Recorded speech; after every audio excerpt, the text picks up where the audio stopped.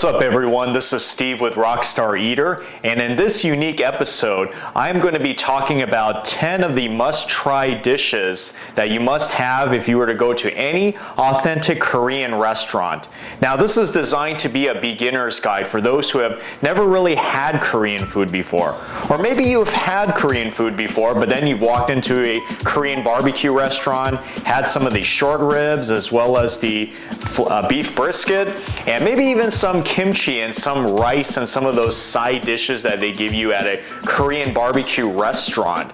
But then other than that, you don't really know what Korean food is. And like I said, this video is designed to help you so that if you were to walk into a Korean restaurant, let's say a non-barbecue restaurant, you were to open up a menu and you see the dozens of items laid out there, all looking so foreign to you, and you're just wondering, which of these should I order? Which of these are good?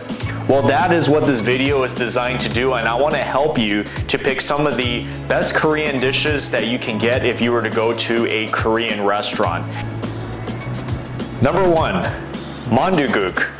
Mon Dieu Guk is dumpling soup that's boiled in a beef broth, and sometimes it's also accompanied with these thinly sliced rice cakes, as well as this shredded beef and shredded scrambled eggs that's added on top of it. It's a simple dish. It's really popular during New Year's Day when Korean families gather together and they eat this stuff. It's really something that you should try if you want to try some authentic Korean soup. So if you see this at a restaurant, then I would recommend get this dish. Number 2, Galbitang. Galbitang is short rib beef soup, and it's the meat that they use for Korean barbecue short ribs, but rather than grilling it, they boil it in a soup in order to make a soup out of it. And oftentimes it is accompanied by radish to give it a very nice taste as well.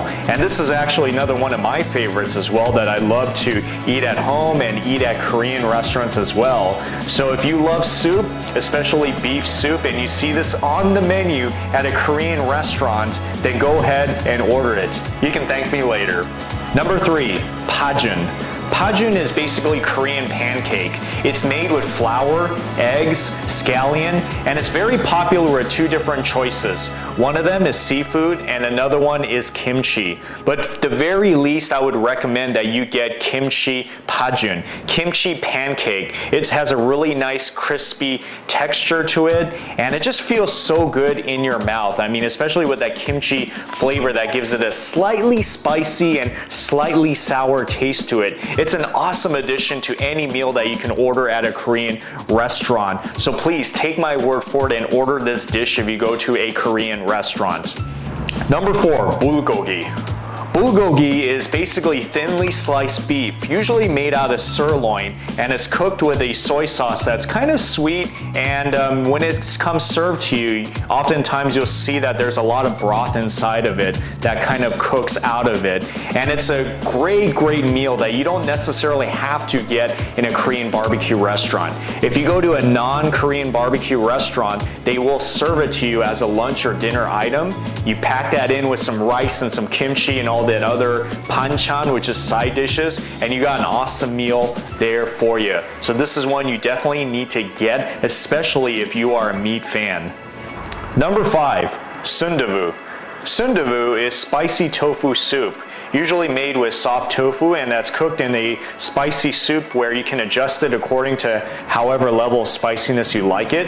I usually like to get mine medium because I don't like to burn my mouth, but however way you like it, it is an awesome dish to get, and it's usually accompanied by your choice of seafood or beef, or you can get both of them. This is something that I would highly recommend, that if you like tofu and you like spicy soup, then this is a match made in heaven. See this on the menu? Get it.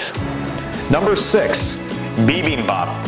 Bibimbap is basically rice that's mixed in with cooked vegetables, assorted vegetables like spinach, bean sprouts, shaved carrots, mushrooms, and it's all kind of mixed together with some sesame oil, as well as the sauce called gochujang, which is a sauce, like a red kind of sauce that kind of gives it a little bit of a spicy flavor to it. So you put it in and you mix it all around, and basically, bam, that's your meal and you eat it just like that. It's also another one of the more popular, actually casual Korean dishes that you can try. So if you've never had bibimbap before, then this is something that I would recommend, especially in a Korean restaurant that can serve it to you in a stone pot where the rice is out sizzling. So don't miss this one, especially if you are a rice fan. Number 7, Japchae. Japchae is sweet potato noodles that's cooked and that's mixed with other vegetables as well, such as with spinach and mushrooms and carrots, and oftentimes they do add in some shredded scrambled eggs as well, topped with some sesame seeds. Japchae is one of the more popular Korean dishes that you can eat, even as a side dish in many Korean restaurants. But this is something that would even make for a nice light meal. So if you see this on the menu and you are a noodle fan and you really love that sesame flavor, then I would recommend that you get this dish if you go to a Korean restaurant. Number 8, tteokbokki.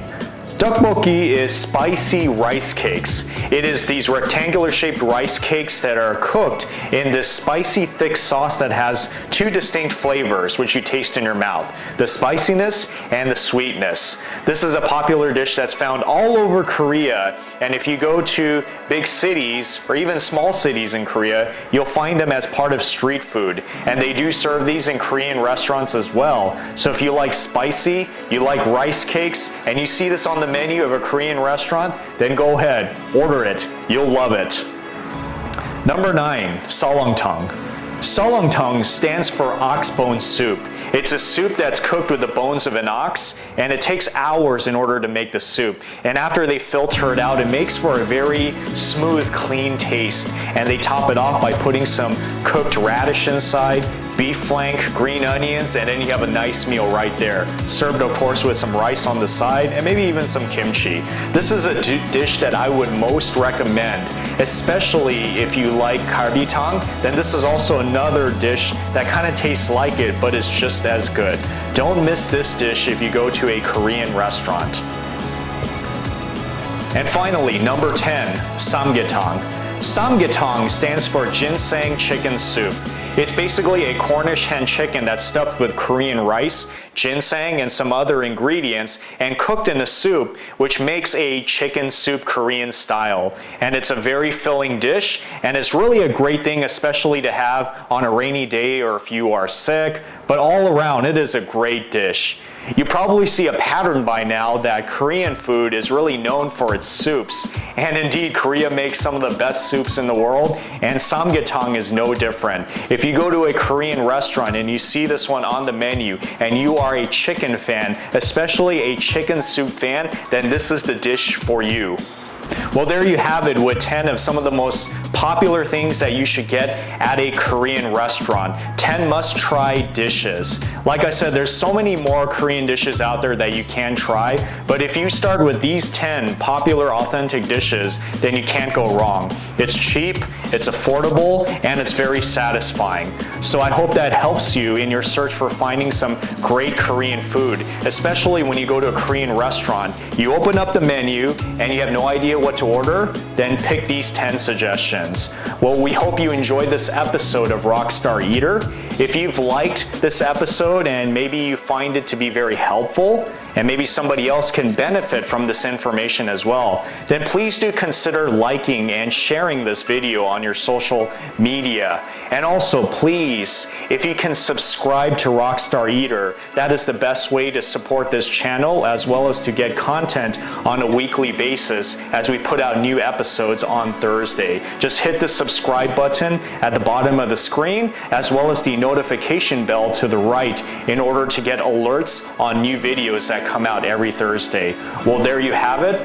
My name is Steve once again from Rockstar Eater, and I will see you next time on this show.